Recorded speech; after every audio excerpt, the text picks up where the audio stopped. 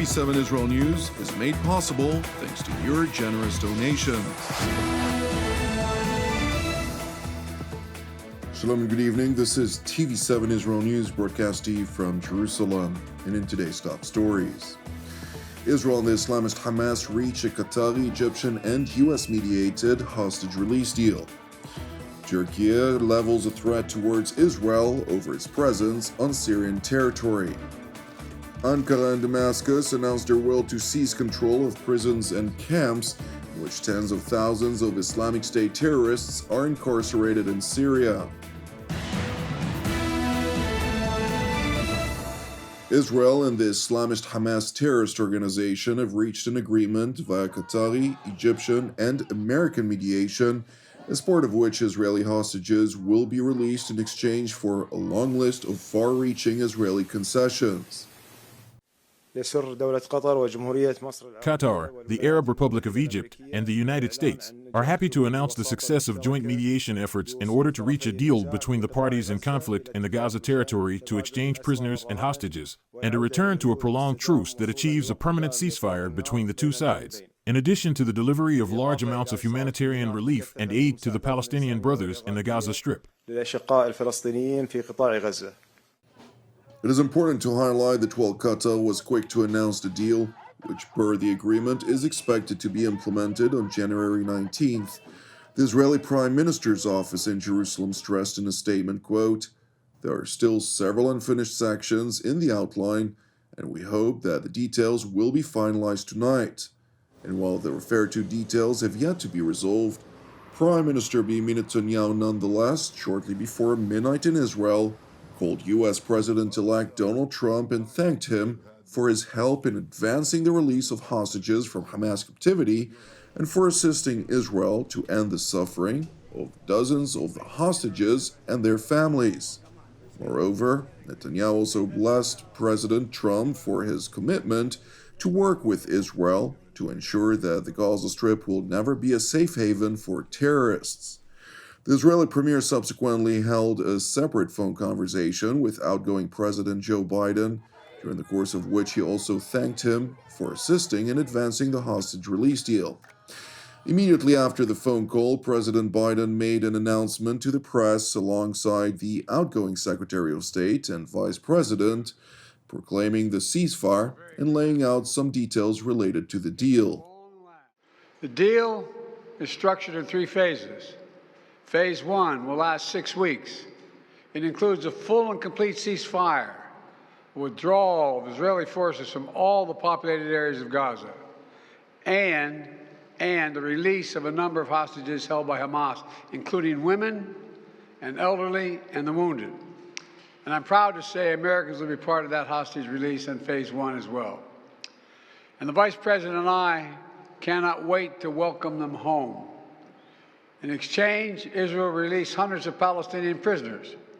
And during Phase 1, the Palestinians can also return to their neighborhoods in all the areas of Gaza.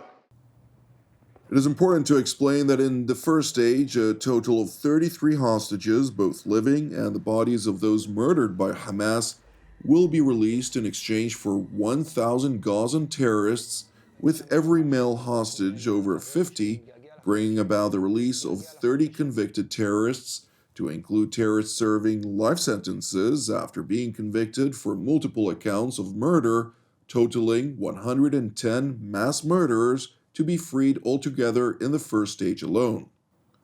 Moreover, during the latter course of the 42 days of ceasefire, as part of Phase 1, Israel is expected to gradually reduce its forces in the Philadelphia corridor area. In parallel, Palestinians will be allowed to return to the northern Gaza Strip on the 7th day of the ceasefire, and humanitarian aid will be flooded into the terror-ridden territory under supervision of Egypt, Qatar, and to a lesser degree, the United States. Meanwhile, from the second week of the ceasefire, negotiations will restart to try and agree on an outline that would aim to enter into a second phase of a yet-to-be-concluded deal. You know, during the next 6 weeks, Israel will negotiate the necessary arrangements to get Phase 2, which is a permanent end of the war. Let me say it again, a permanent end of the war. There are a number of details to negotiate to move from phase 1 to phase 2, but the plan says if negotiations take longer than 6 weeks, the ceasefire will continue as long as the negotiations continue.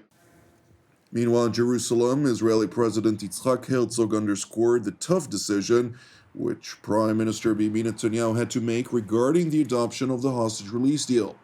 Nevertheless, he further stressed that the Israeli premier made the right move. כנשיא מדינת ישראל, אני אומר בצורה הברורה ביותר. As the President of the State of Israel, I say in the clearest terms, this is the right move. This is an important move. This is a necessary move. There is no greater moral, human, Jewish, or Israeli obligation than to bring our sons and daughters back to us, whether to recover at home or to be laid to rest.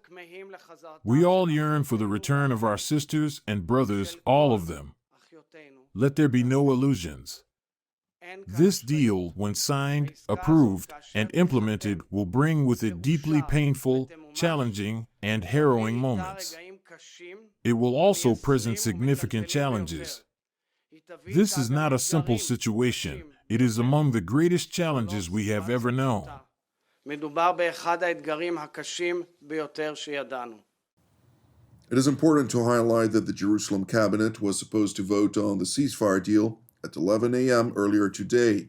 Nevertheless, in a dramatic turn of events, at 10:30 a.m., the Prime Minister's office announced that Hamas reneges on parts of the agreement reached with the mediators and Israel in an effort to extort last-minute concessions. Consequently, the statement highlighted that the Israeli cabinet will not convene until the mediators notify Israel that Hamas has accepted all elements of the agreement.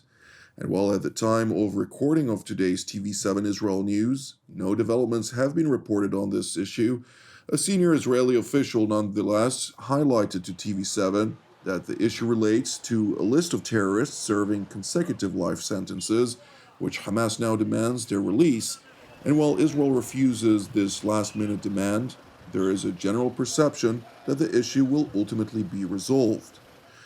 Turning to Ankara, where Turkish President Recep Tayyip Erdogan leveled a threat toward Israel, demanding its immediate withdrawal from Syrian territory. Bu ülkeyi tekrar istikrarsızlığa ve We will never allow attempts to drag this country, Syria, back into instability and chaos, together with the new Syrian administration. Starting with Israel, the forces attacking Syrian territories must immediately put an end to their aggressive actions. Otherwise, the consequences will have a negative impact on everyone. Herkese etkisi menfi olacaktır. While refusing Israel's defensive military presence in Syria in complete disregard of Jerusalem's national security interests, the Turkish leader stressed that for his country, in collaboration with the de facto jihadist rulers of Damascus, will work to eradicate the Islamic State and the Kurdish YPG militia. Currently, the most serious problem in Syria is the YPG terrorist organization, which still occupies nearly one-third of the country's territory. We are followers and supporters of the solution to all the issues of our Kurdish brothers, just like every other group in Syria, and we are the guarantor of the security of the Kurds. Let everyone withdraw their hands from the region. Together with our Syrian brothers, we can swiftly crush not only Daesh, but also the YPG and other terrorist organizations. Following his remarks, President Erdogan hosted the interim HTS-appointed top diplomat of Damascus, after which Turkey's Foreign Minister Hakan Fidan announced that Ankara and Damascus are keen on operating together to manage large prisons and camps in which tens of thousands of Islamic State terrorists are incarcerated. We have expressed to them and neighboring countries that we are ready to provide operational support in the fight against the Islamic State. Indeed, we have taken some steps in this regard in recent days. As we have always said, we are ready to provide the necessary assistance to the new administration in the management of Islamic State camps and prisons. It is important to note that in 2013, HTS, or Hayat Tahrir al-Sham, which was then called Jabhat al-Nusra, broke away from the Islamic State by pledging allegiance to Al-Qaeda instead. Since then, they have frequently launched attacks against the Islamic State in the Idlib region, where Hayat Tahrir al-Sham, led by Abu Muhammad al-Julani, committed massacres against rival and minority groups in a successful effort to consolidate their power in Syria's northwestern region. These events took place prior to HTS in full coordination and cooperation with Turkey and its Syrian Jaish al-Watani proxy launched an onslaught on Damascus, successfully conquering most territories that were under control of the ousted Assad regime. Thank you for watching TV7 Israel News. It is important to know that TV7 Israel is a non-profit ministry with all of our productions exclusively reliant on monthly donations. Therefore, if you're blessed by the content of our programs, I would like to encourage you to donate. You can do so via our website at www.tv7israelnews.com. Separately, I'd like to encourage you, pray for the peace of Jerusalem and salvation of Israel. I'm Jonathan Hassan, wishing you an Erev Mevorach, and God willing, we'll see you during our next update. Until then, Shalom from Jerusalem.